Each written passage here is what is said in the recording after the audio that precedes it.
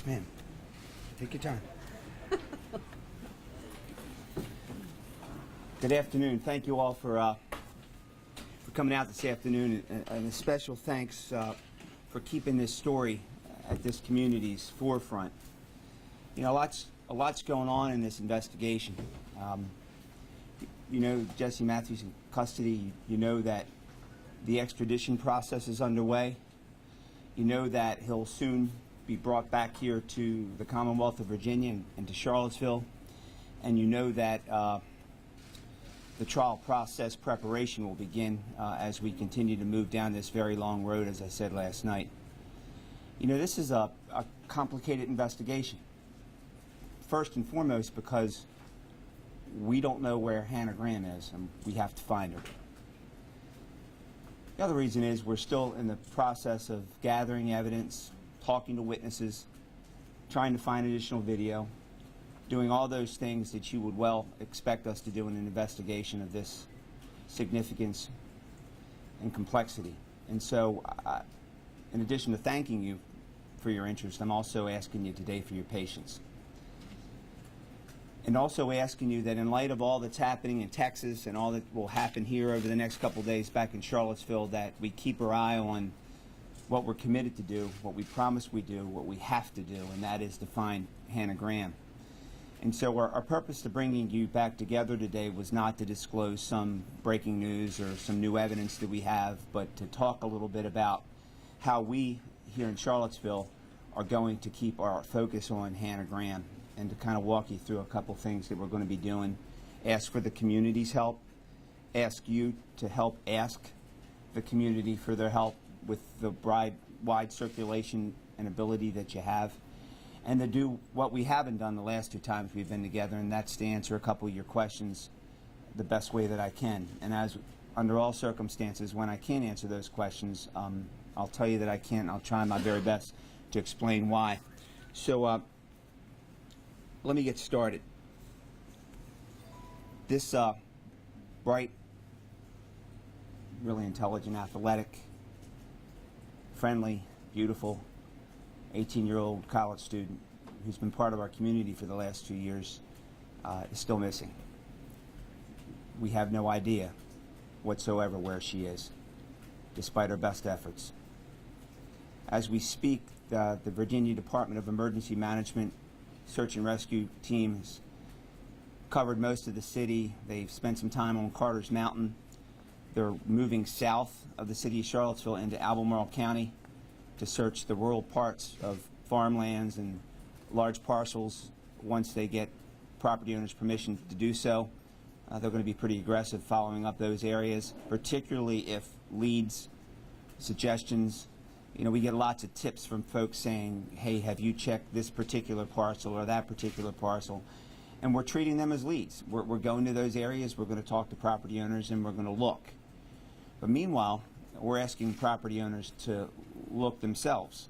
And we've talked about the importance of that before, that they go onto their own property and that they do a good inspection, that they document that inspection, that they call our tip line and let us know that they've done that so that we can check that area, if you will, off the box, or check that box and move on to another area so that we can most efficiently utilize the search and rescue persons that we have in place. The other thing that we're asking folks to do is to, if you're a realtor in Charlottesville, Albemarle, or you're a realtor that serves the greater Charlottesville, Albemarle region, and you know that you are responsible for the sale of a piece of property that's vacant, we want to ask you to go back to that property and inspect it, to go inside the house, to look around the area, to do the same thing we would ask property owners to do as their agent and on their behalf, and to follow those same directives that we've given property owners, to pick up the phone and to call that tip line and to share that information with us so that we can, again, use the search team most efficiently. Now, we've put the tip line number out in the past. I want to remind you what it is: area code 434-295-3851. Effective today, we also have set up a website so that persons can write in tips. It is capital C, capital P, capital D, tips, CPD tips at charlottesville.org. Now, a lot of the tips that we receive are anonymous, and that's okay. You don't need to tell us who you are. You just need to tell us, because we can't lose sight of this important mission, and that is to find Hannah Graham. Now folks might think, well, if I find something, well, what am I looking for? Well, we know, we have reason to believe that when Hannah disappeared, she was wearing I believe it's referred to as a cropped top. I believe it was silverish. It was sequined, shiny, in other words.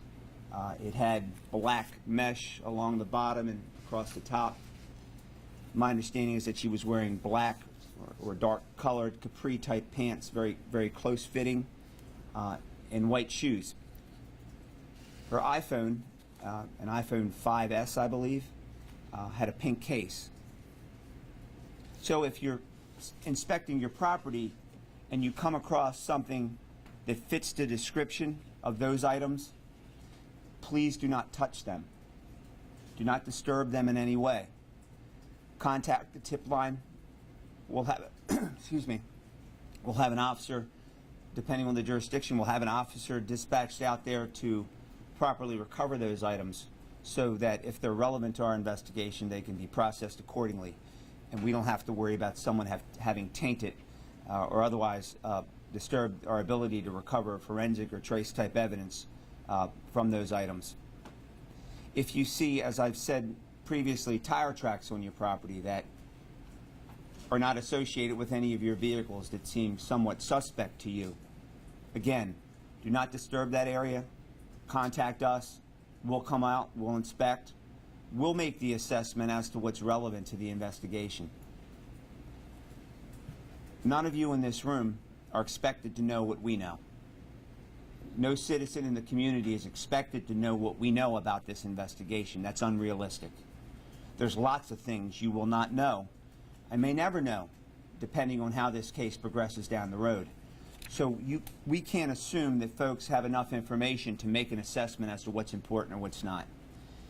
And so at the risk of getting thousands and thousands and thousands of calls and tips, that's okay. We're willing to accept that, but please take the time to bring the information to our attention so that we can act on it accordingly. Something I hadn't considered until about a half an hour ago when the suggestion was made about wildlife cameras. Folks who have these large parcels of land will oftentimes, much like I would in my house, on this little postage stamp in the city, put up a camera to monitor ingress and egress onto my property. I don't, but lots of folks have. There are these wildlife cams that are on these large parcels that we perhaps had not thought of. And maybe if you're a property owner with one of those cams, maybe you haven't thought of that. So if you have one, we're asking you to check it, to look at it, to monitor that video that was captured sometime between midnight on the 13th of September up into today, that far ahead. And if you see something that, particularly if you see an orange vehicle that fits the description that we've given so many times before, or any vehicle for that matter, perhaps it's a blue Nissan, or a vehicle that's of some other make or model, but certainly not one you're familiar with, preserve that video and call us so we can come and retrieve it and properly analyze it and assess it as it may relate to our investigation and provide that important missing link. Now, I've mentioned before that there is this block of time, this very big, large, significant block of time between the time that we know Hannah Graham disappeared and the time that disappearance was reported to us. We need to shrink that gap, particularly if it can help us better figure out the specific time, or in as close a time as we can, to when Hannah truly disappeared. And so, as I said in previous interviews, for example, if someone saw Jesse Matthew on Saturday morning anywhere and he was alone, we need to know that information. If he was seen in the weeks to follow alone, we need to know that information. If his demeanor or his attitude, his personality was different, We need to know that. If you know Jesse, and many people do, because Jesse grew up here. He grew up in this community. He went to school here. He has family here. He went to church here. He worked here. Lots of people know Jesse. They know his habits. They know his customs. They know who he is. The things he liked to do. Someone was talking and they mentioned that Jesse liked to fish. Well, where did he like to fish? Where did he go fishing? Was there a particular pond, a particular farm, a particular location that he was comfortable with? Those are the kinds of things we need to know that might bring us to look in those areas. To be as thorough as we possibly can. That's our goal. That's our mission. We can only do that with your help. So if you hear me and you're thinking, well, I know some of those things, because maybe you were with him on one of those fishing trips or on one of those adventures, one of those places where he may have gone to be silent or to contemplate, and you know where those places are. Please share that with us so we can do a good job at accomplishing a very difficult mission, and that's to find Hannah Graham. That's our ultimate goal. Now, the reward for finding Hannah is $100,000, and we've widely circulated that information. We have copies, hard copies of the poster. If you want to take some with you, we can send them to you electronically. If you're a business and you want that poster displayed in your business, your office, your church, your community center, we'll get that information to you. We want as many people in this community, and I'm not just talking about the city of Charlottesville, I'm talking about this vast community, this region that we know as Charlottesville, which is many counties. I want as many people who live here to be looking for Hannah Graham, to have their eyes open for Hannah Graham, to be talking about the search for Hannah Graham. Because we have an obligation to bring her home, one way or the other. That's what we promised to do. So, I'll be happy to answer as many of your questions as I can, keeping in mind I may not be able to provide the answers you want. Ted? Ted Williams, Fox News. Yes, sir. I was wondering, is there an ongoing investigation to try to determine if anybody assisted Jesse Matthews in getting from Charlottesville, Virginia, all the way to Galveston, Texas? And if there is, do you anticipate talking to those people? Because clearly those people may very well know or have been an accomplice in Hannah Graham going missing. Sure. We don't have any information presently to suggest that. That's certainly something we are considering. You know, one of the questions, frankly, that came up last night after Jesse's arrest, we can speculate why it is he was in Galveston, Texas. But it would be only speculation. We don't know for sure. Is there something else that brought him there that perhaps is relevant to our work here? And so there was some discussion about perhaps the need to keep that location somewhat close to our chest as long as we could until we could figure that out. We weren't able to do so, and that's okay. But certainly we're considering why there, and were there stops along the way? What are his contacts, minimum or otherwise, that may have offered assistance or guidance between here and there? And we're certainly looking at that. But as of this moment, I have not been shared any information that would suggest that any other persons are involved. Yes, sir. What results did you get back from the car and from the house? That's one question. Sure. The second is, when do your people who I'm told are arriving currently in Texas plan to bring him back? You waived extradition. What's the timeline? Okay. I'll go with the responses in the order the questions were posed. You may well anticipate my response to your first question. You ask about the evidence that was obtained from the house and the car. That evidence was sent to the lab for processing.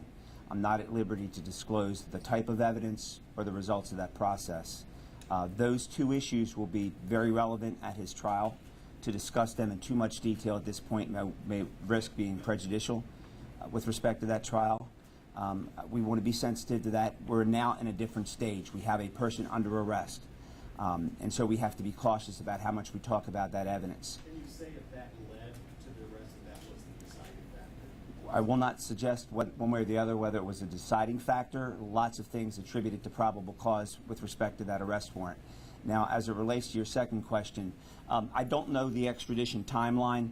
Obviously, all that's dependent on travel issues that we oftentimes can't control. My hunch, my suspicion is that we'll be sometime today, or I'm sorry, strike that, sometime tomorrow or the following day. But I have no reason to believe that that process will be interrupted by anything else but the travel schedules. Yes, ma'am. How soon will you know if there's any connection between this case and the disappearance and subsequent finding of Morgan Heritage body? Can't answer that question other than remain focused on Hannah until such time we can go further than that. Yes, When ma'am. you search for Hannah, you haven't mentioned looking outside of the state of Virginia. Do you believe there's any possibility she could be between Virginia and Galveston, Texas? You know, anything's possible. I don't think it's likely.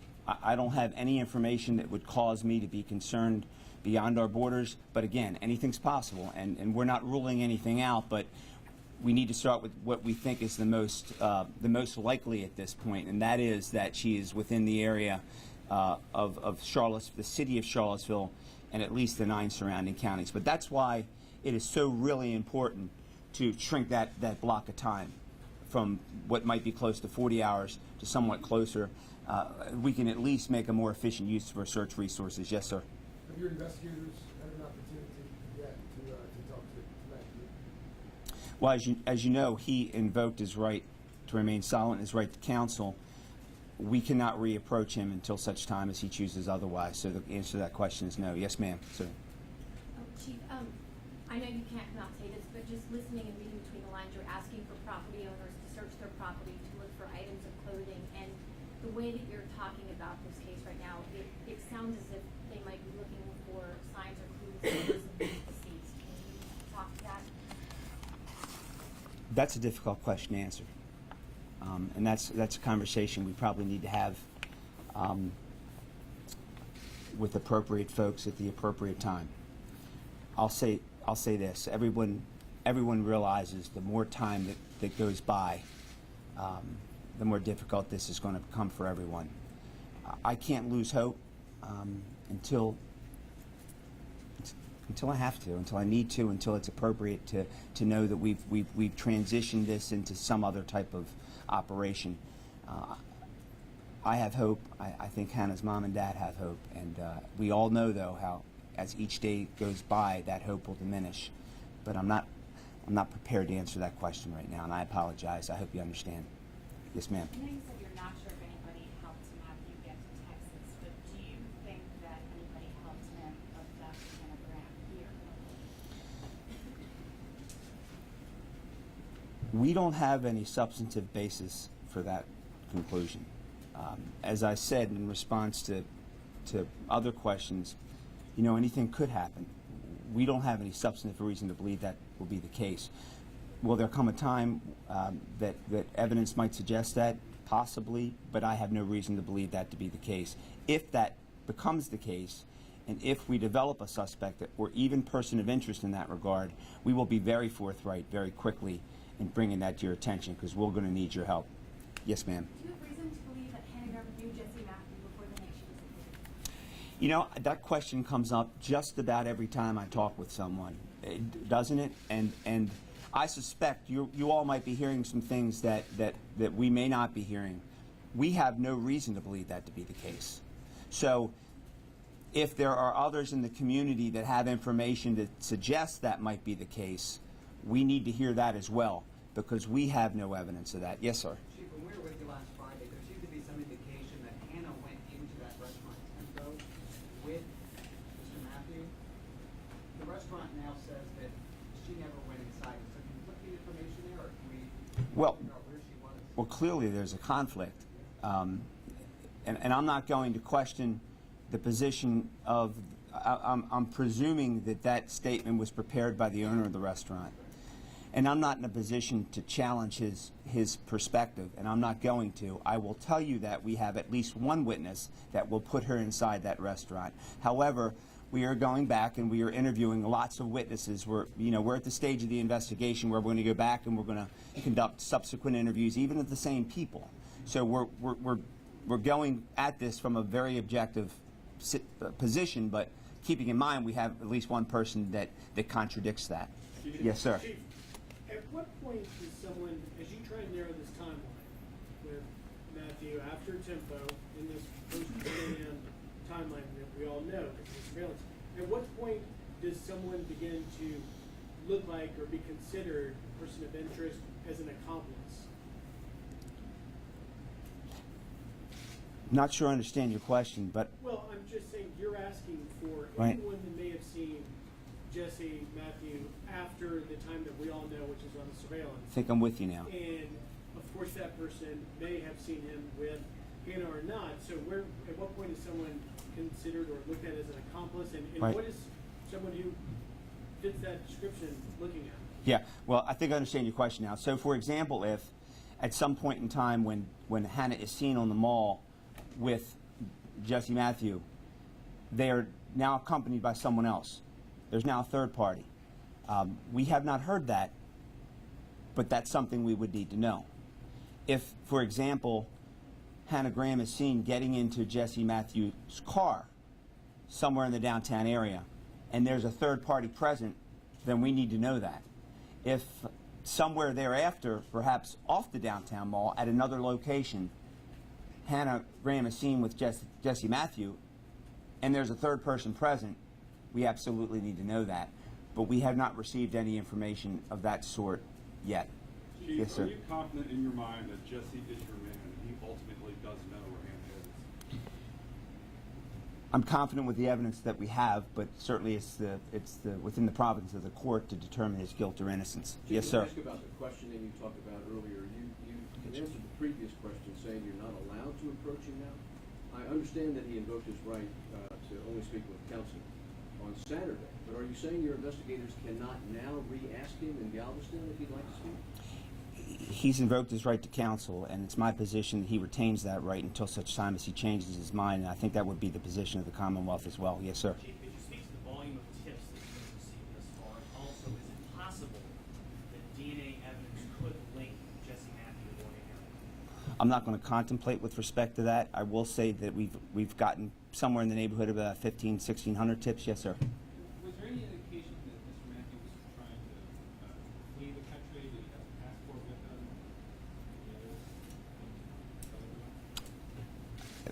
him? I'd be speculating as to what his intentions were. Did he have any, did he have a passport with him? I believe he had a he had a driver's license that was reissued. I don't know whether it would be considered a temporary license until such time as the Department of Motor Vehicles would get his permanent license, but he had some form of identification. I don't know whether he had his passport with him or not. Yes, sir. The last time, I don't believe so, but I don't quote me. I don't know for sure. the last time Matthew was seen before he turned up in Texas, he was speeding away from his grandmother's house with his mother in the vehicle as well. Have you spoken with her since then? And has she been able to give you any sort of insight as to what happened between those two times? I'm sure. I know that investigators have spoken with family members. I won't discuss the substance of those discussions. Yes, sir. Hey, Chief, I understand that you guys have been able to look at Hannah Graham's electronic communication that night. I understand you guys have all of that information. Have you been able to glean anything from that communication?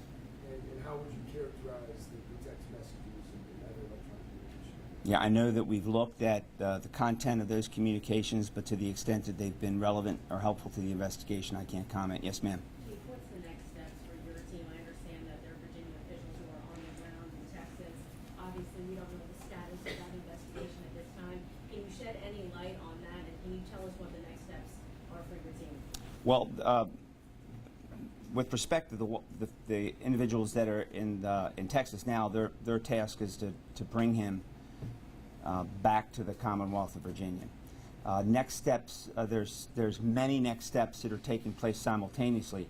There are people that are in the mode of re-interviewing witnesses and recanvassing for video. There are folks involved in search of property. There's folks that are involved in dealing with lab and other types of forensic issues. So there's many things that are taking place at the same time. But now we're in the stage of preparing for trial.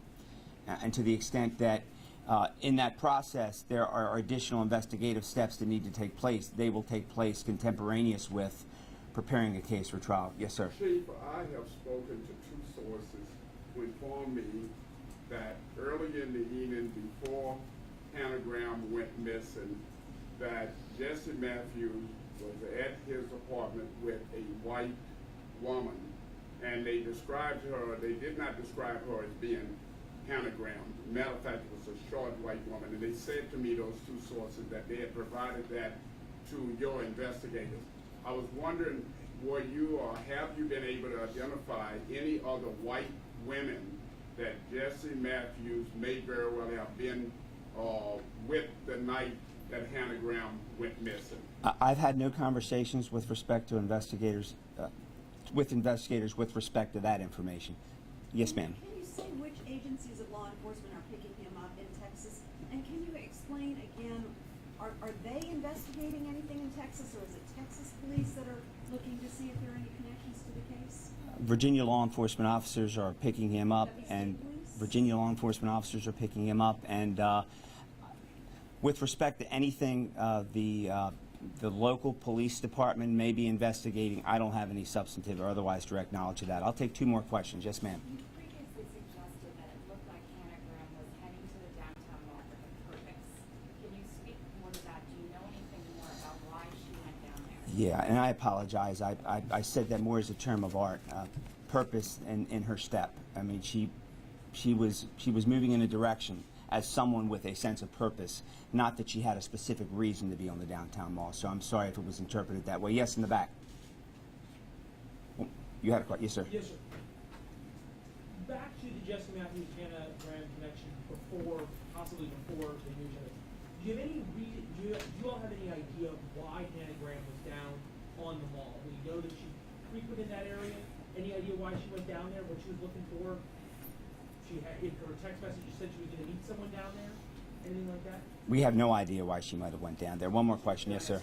Yes, sir. Go ahead. That is that, I'm sure as part of your investigation you've looked into Matthew's criminal history. Is there anything about that that you could share? We're hearing lots of discussion about, allegations of, sexual assault at Liberty University and so on and so forth. Is there any of that you can really talk to us and share with us? I'm precluded from speaking to his prior criminal history. When did you last speak to the Grahams? Did you just comment on your last conversations with the Grahams and how they're doing? Yeah, and then I'll answer your question. Well, I think we were talking about her purpose of going to the mall, but do you know whether she was going to the mall or was disoriented? Do you know that? I don't know that. I don't know that. To answer your question, and then we'll be through respectfully. Yesterday morning, actually. Now, Detective Sergeant Mooney keeps in daily contact. I met with him personally yesterday morning and kind of walked them through where we were. And of course, that was prior to Mr. Matthew being arrested. That had not yet taken place, and this is a very difficult time for them. That goes without saying. But they're strong people, and they're still hopeful, and they're very grateful to this community. They're very grateful to every one of you that have been respectful of their privacy, been respectful of their desire to talk when it's comfortable for them to talk. Very, very appreciative of your being here every day and telling their daughter's story. They want people to know who Hannah Graham was, and part of what I try to do in talking with you is to share that information. There may come a time where they come back before you in an effort to do that, and we'll certainly let you know that when that will be. But again, we appreciate you. We appreciate you keeping this story at the forefront of this community, because we have to find Hannah Graham. God bless and have a great day. Good job, Chief. Thank you, sir.